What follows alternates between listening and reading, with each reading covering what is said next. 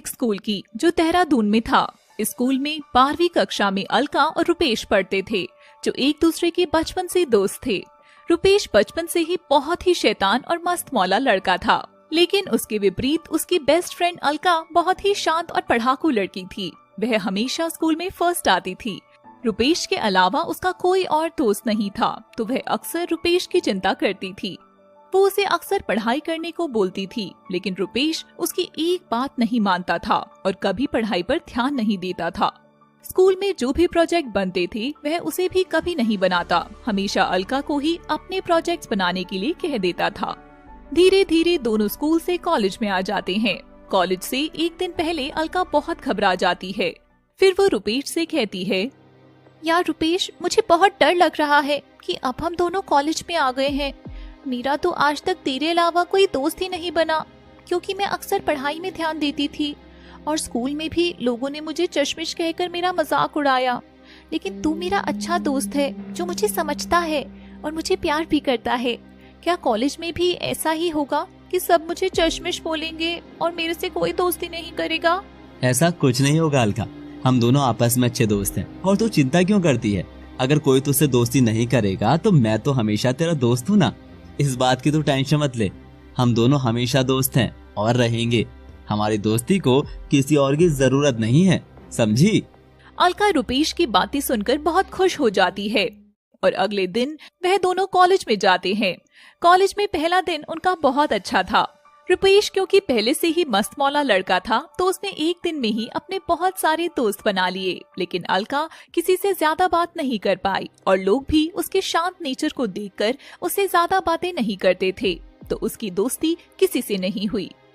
वह सिर्फ रुपेश पर ही अपना ध्यान देती थी, या तो ये कह लो कि वह रुपेश के अलावा किसी से दोस्ती करना ही नहीं चाहती थी। फिर एक दिन कॉलेज में एक सुजैन नाम की लड़की आती है। सुजैन एक बहुत ही मॉडर्न लड़की थी और वह जैसे ही कॉलेज में एंट्री करती है तो रुपेश की नजर उससे हटती ही नहीं। पूरा कॉलेज सुजैन को देखकर हैरान हो जाता है, क्योंकि वह देखने में बहुत ही मॉडर्न और सुंदर थी।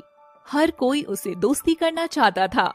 रुपेश ने भी अपने दिमाग में सोचा कि इतनी सुंदर लड़की को मेरी गर्लफ्रेंड होना चाहिए, और वह उससे दोस्ती करने के लिए उसके पास जाता है। हाय, मेरा नाम रुपेश है। तुम कॉलेज में नई आई हो? हाँ, मैं कॉलेज में नहीं आई हूँ। मेरा नाम सुजैन है। क्या तुम मेरी मदद कर दोगे? मुझे प्रिंसिपल ऑफिस तक ले जाओगे? हाँ, क्यों नहीं। तुम कॉलेज में नई हो तो मैं तो मदद कर ही सकता हूँ। चलो मेरे साथ, मैं तुम्हें प्रिंसिपल ऑफिस दिखा देता हूँ। रुपेश सुजैन को प्रिंसिपल ऑफिस दिखा देता है। तब तक सुजैन प्रिंसिपल ऑफिस में थी। रुपेश उसका बाहर इंतजार कर रहा था। जैसे ही सुजैन वापस आती है, वह रुपेश को देखकर कहती है, अरे रुपेश, तुम अभी तक बाहर खड़े हो? तुम गए नहीं अपनी क्लास में? मुझे तो लगा था तुम चले गए होंगे, पर तुम मेरा इंतजार कर रहे थे।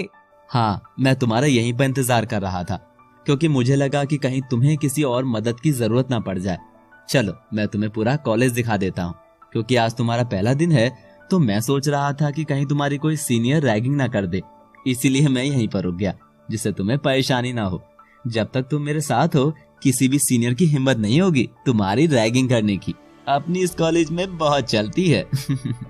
अरे वाह, thank you so much Rupesh, तुमने मेरे बारे में इतना सोचा। और हाँ, मुझे तुम्हारी मदद की जरूरत है। मुझे क्लास देखनी है, तो क्या तुम मुझे क्लास में ले चलोगे? रुपेश सुजैन को क्लास में ले जाता है। वैसे तो अक्सर रुपेश अपनी फ्रेंड अलका के साथ ही जाता था, लेकिन उस दिन वह सुजैन के साथ बैठा था। यह चीज देखकर अलका को बहुत बुरा लगता है और वह उदास हो जाती है। फिर अक्सर ऐसा ही होने लगा। अलका चुपचाप क्लास में बैठी रहती थी और रुपेश सुजैन के साथ कभी कैंटीन, कभी लाइब्रेरी में नई नई जगह घूमता रहता था। अब वो अलका पर बिल्कुल भी ध्यान नहीं देता था। अलका को यह बात बुरी लगती थी और उसे मन ही मन एहसास होने लगा कि वह रुपेश को सिर्फ दोस्त नहीं मानती थी, बल्कि उससे प्यार करने लगी थी। उसे एहसास होने लगा कि वह रुपेश के बिना नहीं रह सकती